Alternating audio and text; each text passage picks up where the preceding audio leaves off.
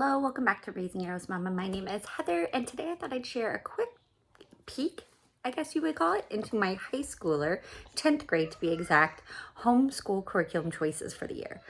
If you've been watching, you know here at Raising Arrows Mama, I am a very Charlotte Mason focused homeschooler, but that I create my own curriculum and choose my own titles every year, which takes a lot of time, especially when you have as large a family as mine. I have 8 kids from an infant all the way down, or all the way up rather, to a 15-year-old. My 15-year-old will be in 10th grade this year, and we are studying 20th century history. And so it is taking a while to compile all of her things, but I did get a whole bunch of her things in the mail today, so I thought I'd share real quick, and then I'll do an actual video telling how we're using them and what subjects and all of that stuff later on. But let's start with biographies because I got some chunkers. All right, so I did not realize these were this thick. So we may not read the whole thing of it because this is a beefy book. But this is the autobiography of Nelson Mandela.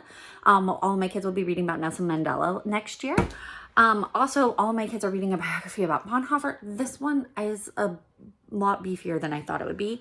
However, it was recommended as one of the best. It's a Prophet with Honor, the Billy Graham story.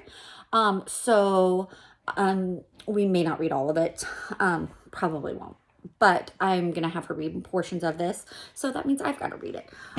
The Nelson Mandela one was called Long Walk to Freedom, and it is his autobiography. And it does have quite a few pictures throughout, which I appreciate. I like having those in our homeschool curriculums. Also, By Life or by Death, The Life and Legacy of John and Betty Stam by Andrew Montanera. So we're going to be reading, all my kids are reading about the Stams next year. They are martyrs, so, join that with caution. And they died in the Boxer Rebellion, and so that's what we're going to actually start the year. This one is not a chunker, but it is a lot heavier because of all that. I don't think, it just has there are photographs in it. That's it as far as pictures. And then let's see here. She's also going to read The Hiding Place. We have another copy of it. Oh, hang on. But I wanted to get this beautiful copy because it's beautiful. It's a weird shape though. I don't like that.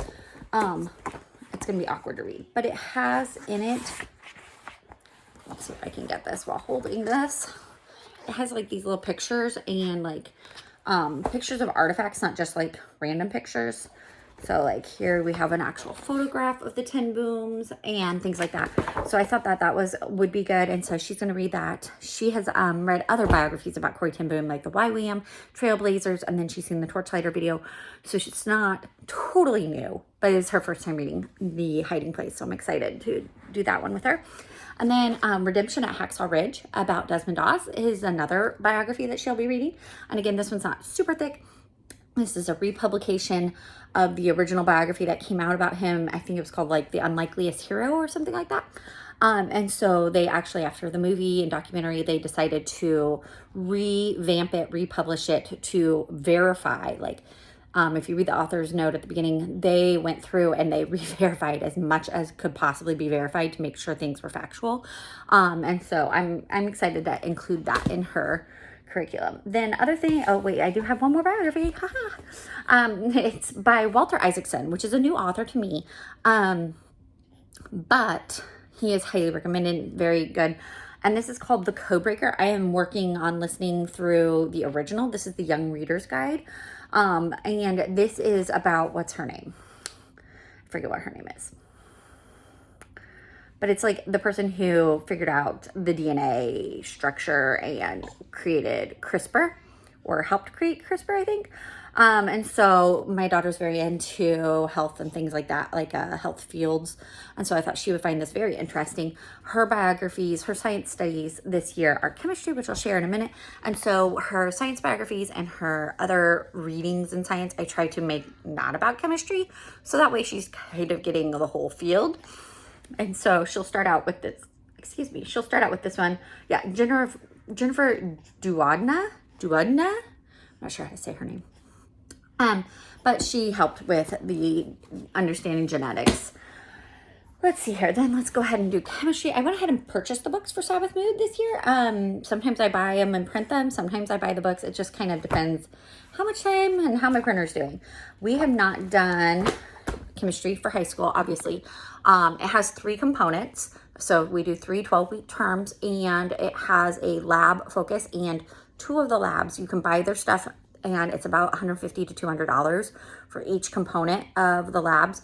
So in the end, you're spending about $300 to $400 on labs, and you spend about, if you buy all 3 of the books, you're going to spend about $100 on teacher manuals, lab books, and then about another $10 for Wonders of Chemistry by A. Frederick Collins. So all in, it's about $500 to do this chemistry course. But that's with us doing labs.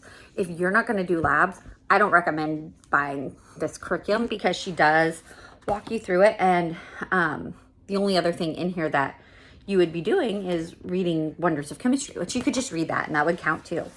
But I like my kids having the lab work. I want them to be able to actually see it and be able to actually do and understand. And so I'm excited to do that, but I do need to get into this and read it because it just came in the mail finally. And so, yeah. So I bought parts 1 and 2 now, and then I'll buy part 3 later on in the year because we won't get to it until about March next year. And part 3, from what I understand, is not a specific lab set, so the cost will vary on what you choose to do, because the high schoolers will pick their own lab project, kind of science fair kind of project to work towards.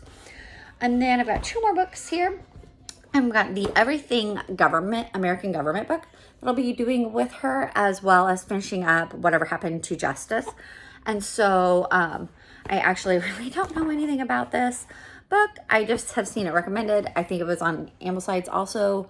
And so this is going to be part of her high school government component. So she may do part this year and part next year to get the entire government component, just because, why not? And then one of her literature books came in. This is the first one she'll be reading, which is Of Mice and Men by John Steinbeck. It's been a while, so I'm hoping I can reread it. It's a short book. I should be able to reread it. Does this count as a novella? I mean, it's only 107 pages. I don't know what counts as a novella. I asked because it's on my bingo card for the summer. But yes, so John Steinbeck's Of Mice and Men. And then there are a lot more that will be coming for my daughter for the whole school year. But like I said, I'll give you a more specific outline closer to when I have all that lined up and can tell you in more detail. Thanks for watching. If you made it to the end of this video, drop a picture of books below so that I know that you've been watching, and thank you and have a great day.